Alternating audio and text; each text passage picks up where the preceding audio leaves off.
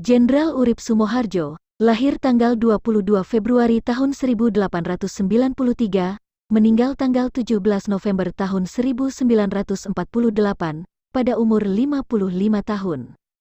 Jenderal Urip Sumoharjo adalah seorang jenderal dan kepala staf umum Tentara Nasional Indonesia pertama pada masa Revolusi Nasional Indonesia. Lahir di Purworejo, Hindia Belanda, Urip kecil adalah anak nakal yang sudah memperlihatkan kemampuan memimpin sejak usia dini. Orang tuanya menginginkan dirinya untuk mengikuti jejak kakeknya sebagai bupati, oleh sebab itu, setamat sekolah dasar, ia dikirim ke Sekolah Pendidikan Pegawai Pribumi, Ospia di Magelang. Ibunya wafat saat ia menjalani tahun kedua di sekolah, dan Urip berhenti sekolah untuk mengikuti pelatihan militer di Mester Cornelis, Batavia, kini Jatinegara, Jakarta. Setelah lulus pada tahun 1914, ia menjadi letnan di Koninklijk Nederlands Indische Leger, KNIL, tentara pemerintah kolonial Belanda. Bertugas selama hampir 25 tahun, ia ditempatkan di 3 pulau berbeda dan dipromosikan beberapa kali, dan akhirnya menjadi perwira pribumi dengan pangkat tertinggi di KNIL.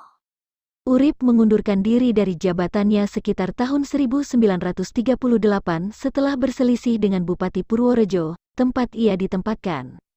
Urip dan istrinya, Rohmah, kemudian pindah ke sebuah desa di dekat Yogyakarta. Di sana, mereka membangun sebuah villa dan kebun bunga yang luas. Setelah Jerman Nazi menginvasi Belanda pada bulan Mei tahun 1940, Urip dipanggil kembali untuk bertugas. Ketika Kekaisaran Jepang menduduki Hindia 2 tahun kemudian, Urip ditangkap dan ditahan di kamp tawanan perang selama 3,5 bulan. Ia melalui sisa masa pendudukan Jepang di villanya.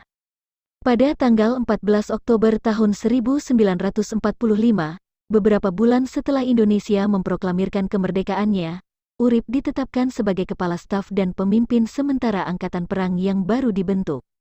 Urip berupaya untuk menyatukan kekuatan kelompok-kelompok militer yang terpecah-pecah di Indonesia.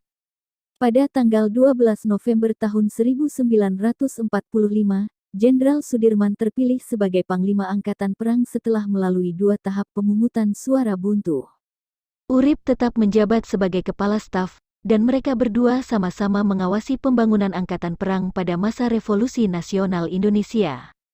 Merasa muak atas kurangnya kepercayaan pemerintah terhadap militer dan manuver politik yang terjadi di tubuh militer, Urip akhirnya mengundurkan diri pada awal 1948.